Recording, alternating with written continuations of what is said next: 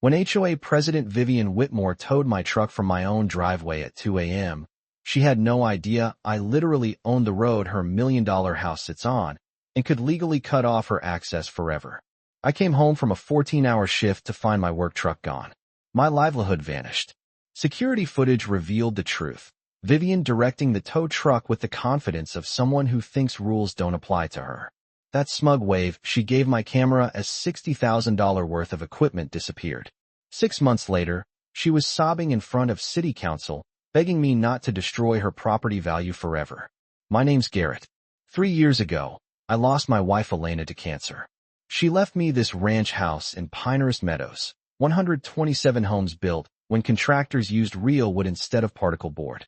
I'm a general contractor, working 60-hour weeks renovating historic buildings. My diesel F-350 isn't pretty, but it's paid for. Pinehurst Meadows used to be a real neighborhood. Blue-collar folks who actually lived in their homes. But around 2019, California transplants invaded with more money than sense. That's when the HOA formed to protect property values. Translation: make sure the poors know their place. Here's the kicker. My lot predates those HOA covenants by 6 months. Elena made sure of that when her father sold the land. Smart woman. Vivian Whitmore, 52, real estate agent from California. Elected HOA president in 2020, drives a white Tesla with vanity plates reading HOAKaren. Lives in an $850,000 McMansion 3 houses down. Our first encounter was at the mailboxes. Designer heels clicking like a countdown timer to trouble. Garrett, right? Her voice was syrupy sweet mixed with condescension. I wanted to chat about your work truck. Some neighbors feel it degrades our aesthetic. I explained politely that I wasn't an HOA member. My property predated their rules, and I parked legally on my own land. Her smile never wavered, but her eyes went cold. Everyone needs to contribute to community standards. We're all in this together. People who use your name too much are either selling something or planning to screw you over. A week later, city code enforcement knocked on my door. Anonymous complaint using very specific real estate terminology. The inspector found no violations, but mentioned whoever called knew exactly what buttons to push. 2 weeks later, Vivian launched full psychological warfare. She went door to door with a petition demanding commercial vehicle restrictions, armed with a binder of photos of my truck taken from multiple angles like felony evidence. She told neighbors my F-350 would attract more contractors and lower property values. The woman actually measured the distance from my bumper to the sidewalk with a tape measure. 27.5 inches, in case you're wondering.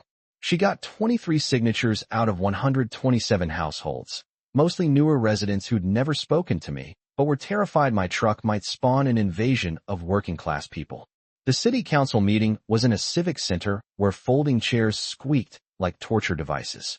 Vivian presented first, painting me as a neighborhood menace threatening property values. When my turn came, I dropped Elena's death certificate and inheritance documents on the table. I've been parking legally for 15 years. I'm a licensed contractor who's worked on half the homes in this neighborhood, including 3 owned by petition signers. 3 longtime neighbors testified. Harold talked about free electrical work after a storm. Mrs. Chun described grab bars I installed for her elderly mother. Dave mentioned foundation repair after flooding, materials only. The council voted down Vivian's petition unanimously, 5-0. But here's the twist that revealed her true nature. After the meeting, she cornered me with fake sympathy about Elena's death, then suggested I sell my home and move somewhere more suitable to your needs. Translation: where poor people belong. Vivian's public humiliation triggered calculated revenge. Every morning when I left for work, she'd call in noise complaints. My diesel engine was apparently disrupting her beauty sleep from 3 houses away. She filed a BBB complaint with 3 anonymous customers alleging unprofessional conduct. The investigation found 0 merit. Funny how those complainers vanished when investigators tried following up. Then came Facebook stalking. Daily photos of my property in the HOA group, documenting my trucks. Parking angle, work schedule, even when I took trash out. I installed 6 HD security cameras with night vision. You know what's beautiful about paranoid people? They document their own crazy behavior. But here's where Vivian revealed her predatory nature. She was telling potential buyers I was a problem neighbor while using my harassment as a selling point for other listings. I woke to chains and hydraulics. My F-350 was being hooked to a tow truck in my driveway. Anonymous complained about illegal street parking, the driver said. Trucks over city weight limit, front bumpers technically over the sidewalk easement. There was Vivian in her front yard, silk bathrobe, arms crossed, watching $60,000 worth of equipment disappear. When our eyes met, she smiled and gave that same smug wave. Towing fees, $485. Storage, $95 per day. Security footage revealed the smoking gun. Earlier that night, Vivian had measured my truck's position with a tape measure, calculating the exact violation to execute her plan. Standing in my empty driveway at 2:30 a.m., I realized I wasn't dealing with a crazy neighbor. This was a calculated predator systematically trying to force me out. Time to stop playing defense. I called Pinnacle Title Company for a comprehensive property report tracing back to original land grants. Cost, $340. 3 days later, Linda Morrison spread a 1997 surveyor's map across her desk. Your property has interesting features, Mr. Hayes. When your wife's father sold to Meadowbrook Development, he retained ownership of something valuable, Pinehurst Drive itself. The road Vivian's million-dollar house accessed was mine. My lot included a 60-foot strip encompassing the entire roadway. Meadowbrook went bankrupt in 2001, and the road transfer to public ownership was never completed. I'd been the legal owner of Pinehurst Drive for over 20 years. Elena had left a note in her jewelry box. If anyone tries to bully you off this land, check the 1997 survey markers. Daddy made sure we'd always have the upper hand. Even in death, she was protecting me. As road owner, I had significant rights: restrict access, charge usage fees, install gates, or petition for reclassification as a private road. Want to build an addition? You'd need my permission. Want to sell? Buyers would need to know they depended on my goodwill for access. Plus, the city owed me approximately $160,000 in unauthorized maintenance costs over 20 years. My attorney Jake filed a quiet title action establishing road ownership in court. We petitioned the city for street reclassification from public road to private road with public easement.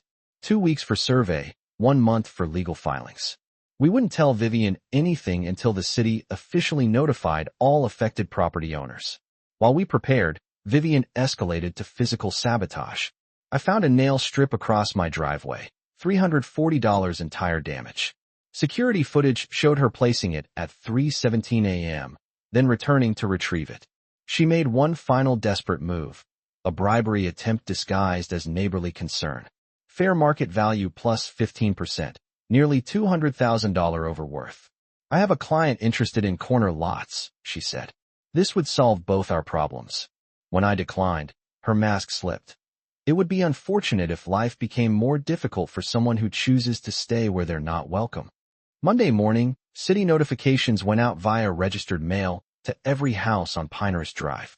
When Vivian opened that envelope around 3 p.m., her shriek of rage cut through the afternoon air like a circular saw hitting a nail.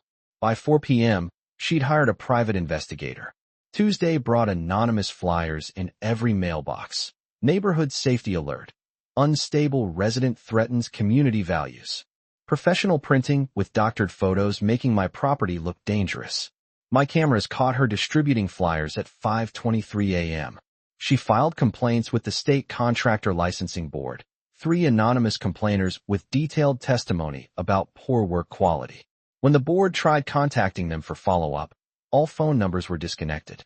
These allegations appear entirely fabricated, the board chairman concluded. Mr. Hayes, your license remains in good standing. Jake discovered Vivian's development company owned option contracts on 5 neighborhood properties, all homes belonging to people she'd been harassing.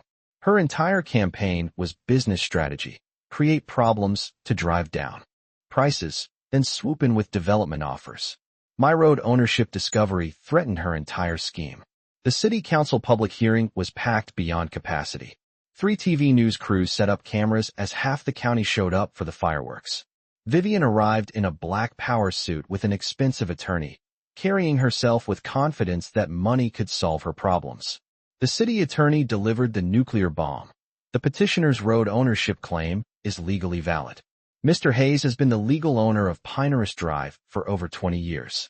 The city has been maintaining private property without authority and owes reimbursement. When I spoke, I kept it simple. I never wanted this fight. I just wanted to live peacefully in my late wife's home. Instead, I've been systematically harassed, had property vandalized, my truck illegally towed, and business reputation attacked.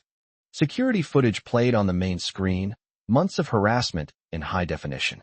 This is what happens when someone decides a working man doesn't belong in their suburban paradise. But Ms. Whitmore didn't know her million-dollar house depends entirely on my permission for access. That's when Vivian snapped. She stood abruptly, knocking over her water glass, pointing with a trembling finger. This is extortion. He's weaponizing property laws for personal revenge. He's been stalking me with cameras. He's unstable since his wife died. This neighborhood knows he doesn't belong here. The chamber fell silent except for TV cameras capturing her complete meltdown. She'd just admitted on camera exactly what this had always been about. The council voted unanimously to approve reclassification, 5-0. 3 weeks later, Vivian's attorney called with settlement terms, $15,000 in damages, full reimbursement for legal fees, formal written apology, and agreement to cease all contact forever. Plus, she had to disclose private road ownership to future buyers, essentially killing her house's resale value. Vivian's Tesla disappeared that week, followed by a for sale sign that stayed up 8 months before she accepted an offer 20% below asking price. I organized the first annual Pinehurst Drive block party right on the road I owned. Harold manned the barbecue grill. Mrs. Chun brought dumplings. The Martinez kids set up a lemonade stand. The road situation resolved elegantly. I negotiated a formal public easement allowing city maintenance while preserving my veto power over major developments. Property values actually increased once buyers realized they were in a neighborhood with guaranteed low-density zoning.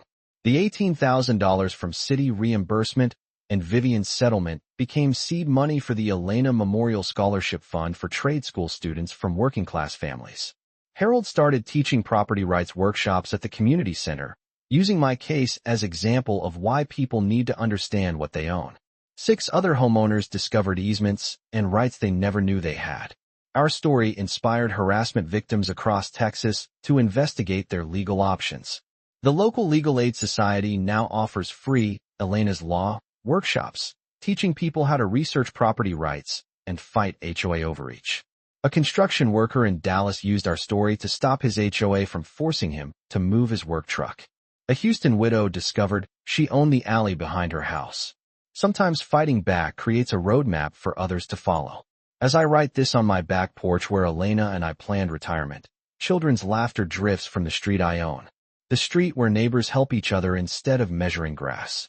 Where working people belong just as much as anyone else.